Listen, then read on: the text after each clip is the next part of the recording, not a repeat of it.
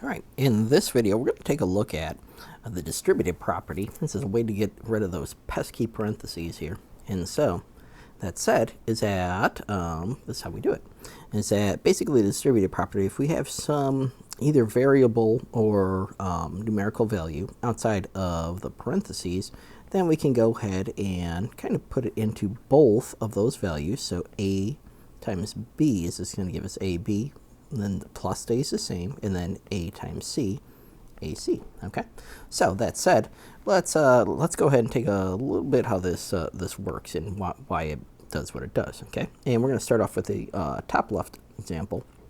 So say if I were to have this use a distributive property, so I'm going to put that into both of those right here, and that's going to give me 3 times 7, so I'd go like this, 3 times 7 plus 3 times 10, and then doing the order of operations, that'll give me 21 plus 30, which is going to give me 51. All right, now let's go ahead and see, does this, how can we show that this is also, legitimate? Why does this work?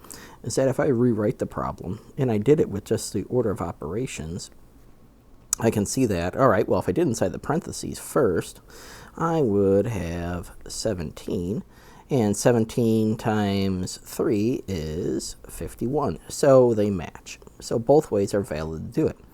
Where the distributive property really works out is that when one of the numbers or one of the terms inside the parentheses is going to be a variable. And so, for example, this guy right here, if I were to multiply this in to both those, I would get a 2 times x. Okay, so basically I write it up 2 times x. All right, and then I would go ahead and have the minus 2 times 3. Oops. Just like that.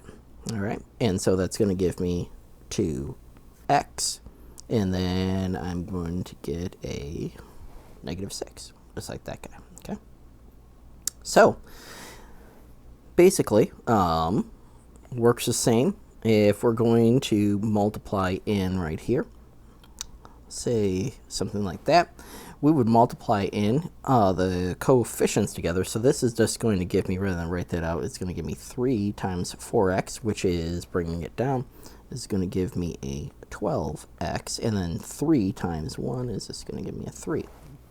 Now, you can also use the distributive property in conjunction with a negative number out front. So say if I have a -2 here, you just got to go ahead and remember your rules of multiplication. Positive times positive equals a positive, negative times a negative equals a positive, and any other combination is going to give us a negative. So that said, is that we multiply this in, -2 times x, which is going to give me a negative 2x, and now I have a -2 times a -8, which is going to give me a positive 16.